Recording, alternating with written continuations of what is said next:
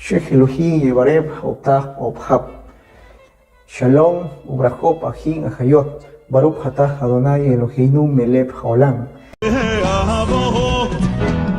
Baruch Atah Adonai Eloheinu Baruch Atah Elohei Avoteinu Umeviko El. Que Dios me lo bendiga grandemente. Les saluda el siervo de Dios, Julio Silva. En esta oportunidad quiero compartir un video y vamos a estar comentando en esta oportunidad. Hay un señor que menciona que la Biblia no se interpreta, sino se considera como tal.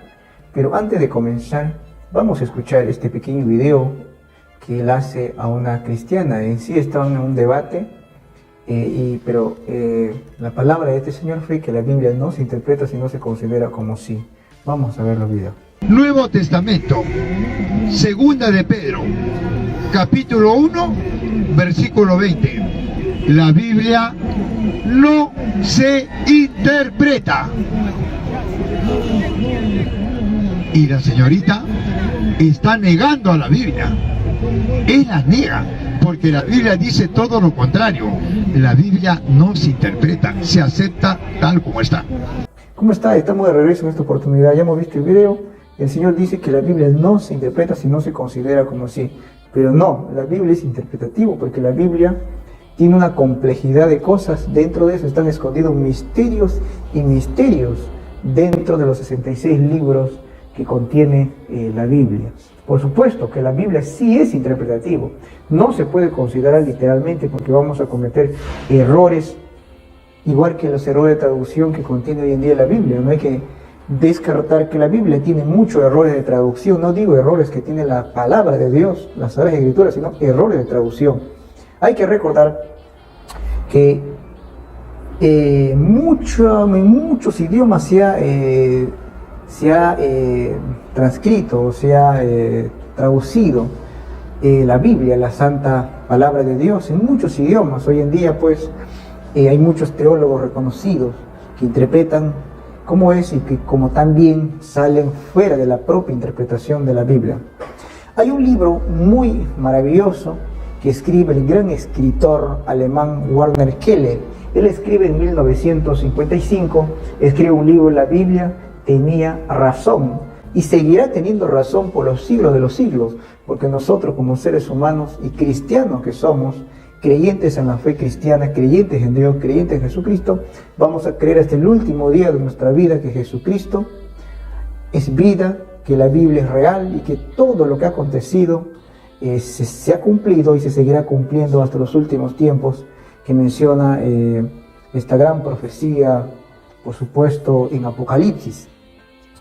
Vamos a leer lo que leyó este señor en Segunda de Pedro,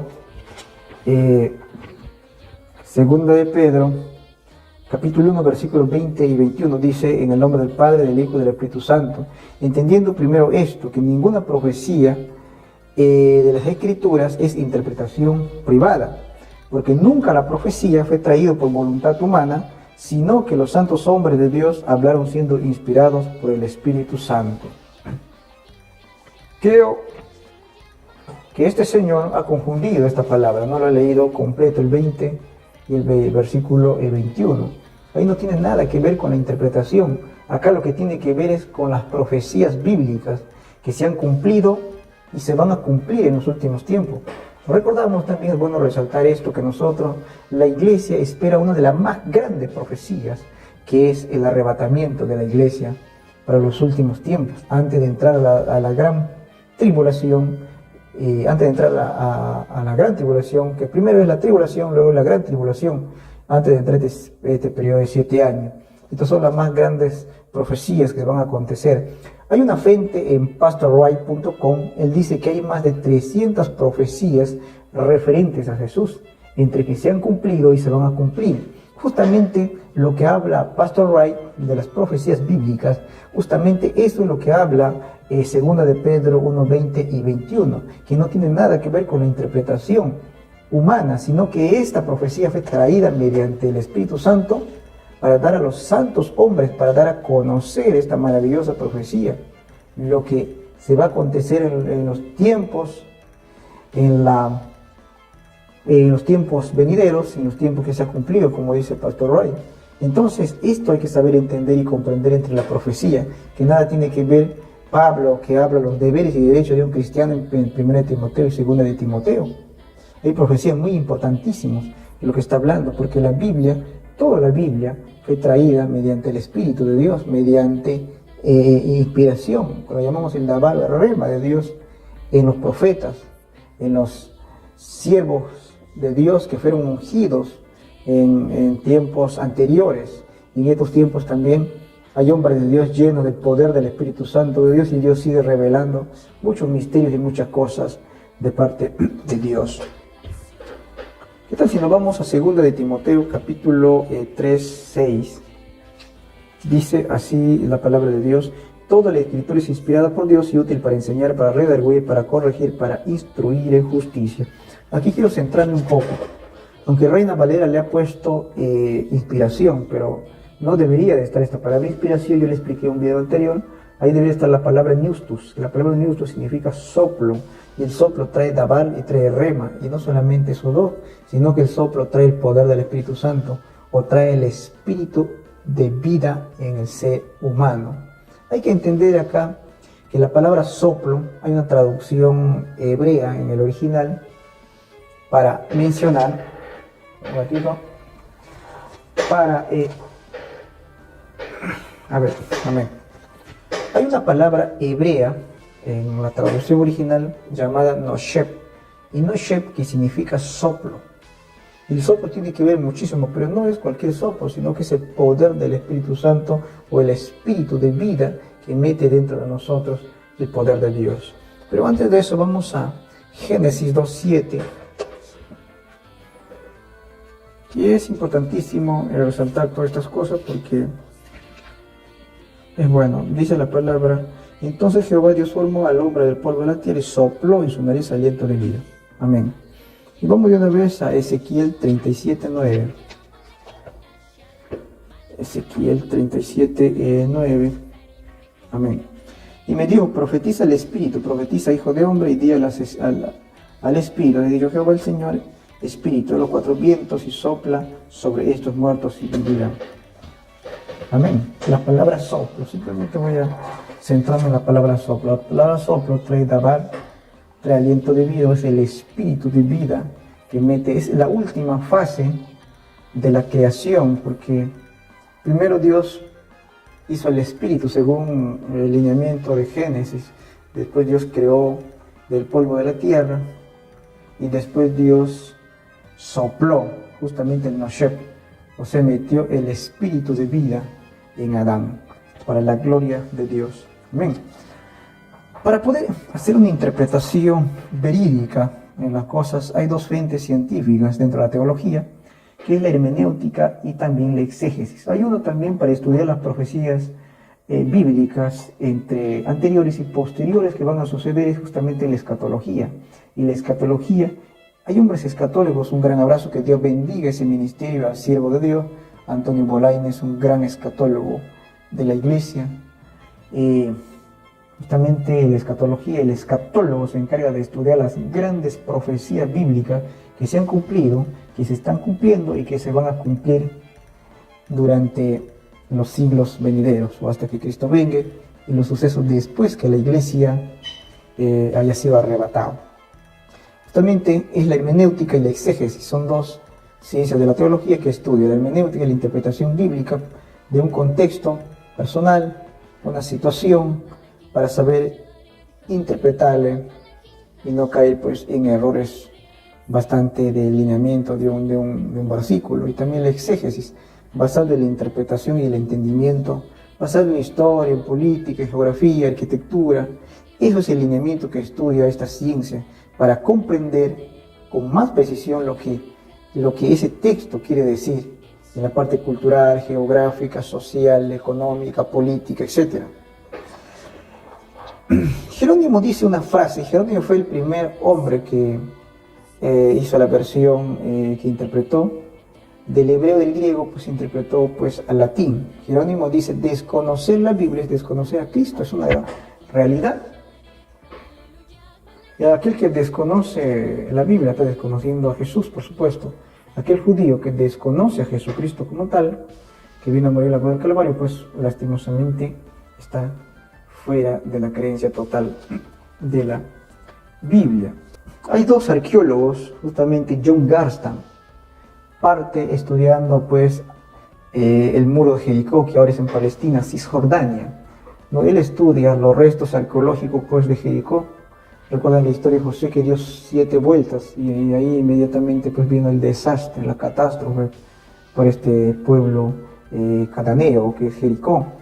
Entonces él estudia y llega a la conclusión pues que este suceso fue en 1550 aproximadamente antes de Cristo. Mediante el estudio pues, sin una pericia pues de todos los restos que encontró en ese lugar. Pero viene una gran arqueóloga llamada Kathleen Kenyon. Ella determina más o menos que sucedió en 1400 este acontecimiento del muro de Jericó. Eso era contradiciéndole a John Garstan. Pero lo que no han podido determinar es que justamente ellos parten una hipótesis diciendo que pudo haber provocado un gran terremoto justamente después de las 7 vueltas de Josué.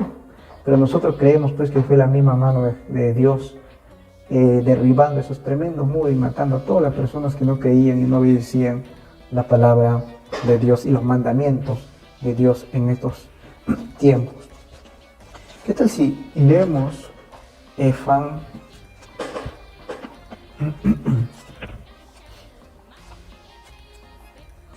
Efán 5:39? Vamos a lecturar. Dice así: escudriñad las escrituras, porque a vosotros parece que en ellas tenéis la vida eterna, y en ellas son las que dan testimonio de mí. Escudriñad, justamente escudriñad. Acá hay una palabra griega, la palabra griega anacrino, que significa escudriñar, y justamente escudriñar significa examinar todo lo que hay dentro. Pero no hay que confundir la palabra anacrino con la palabra diacrino. Anacrino es el análisis, el examinar, el excavar, pero el diacrino es el discernimiento por el poder del Espíritu Santo. Justamente escudriñar significa anacrino en el griego, y es el excavar, analizar, rescatar, profundizar. Eso es lo que... Pero el escudriñar las escrituras en el Antiguo Testamento no lo llamaban la Biblia, no lo llamaban las Sagradas Escrituras, en español le llamaban el Lashon Kadosh, que significa la lengua santa. Amén. Entonces, esto hay que entenderle perfectamente. Hay un gran filósofo, Nietzsche, dice: un mismo texto admite infinito número de interpretaciones. Es cierto, un texto puede llevarte miles. Por ejemplo, un texto propio de la Biblia te puede llevar a miles de interpretaciones, porque tiene muchas interpretaciones, muchas. Recuerden que la Biblia fue escrito en hebreo, griego y arameo, y para poder entender en un contexto bien claro hay que ir a las raíces hebreas, arameas y griegas para poder entender en su contexto original y poder pues no caer en error, no caer en herejías llevando a otra interpretación que no es. Eso hay que entender perfectamente.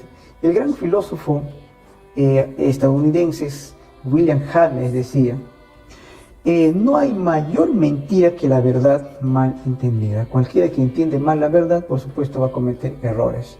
Por supuesto que la Biblia necesita una interpretación sólida, una interpretación que tenga bastante cuidado en las cosas espirituales de Dios, más como cristianos. Por eso están los pastores, por eso están la iglesia, están los maestros para educar, para enseñar en justicia y en verdad las Sagradas Escrituras, a los nuevos cristianos que vienen a Dios, instruirles en liderazgo, en doctrina, para no caer en error, para poder refutar a los que no tienen esta verdad. Esta verdad es importantísima. Pero hay un gran filósofo, uno de los más reconocidos filósofos, que se llama Jesús, nuestro Salvador, el más grande filósofo de toda la historia es Jesucristo, el que murió en la cruz del Calvario, el que llevó nuestros pecados, el que sepultó allí las garras del diablo, el que rompió las obras del diablo. Por eso vino Jesucristo, para salvar nuestra alma, nuestra vida. Y Jesucristo es el camino, la verdad y la vida. Nadie viene al Padre sino por mí, dice la Biblia. Entonces te invito que tú recibas a Cristo en tu corazón y pueda Él sobreabundar en tu corazón, en tu vida, y pueda darte la esperanza que es Jesús en estos últimos tiempos. Que Dios me lo bendiga y me lo guarde grandemente. Le saluda el siervo de Dios, Julio Silva.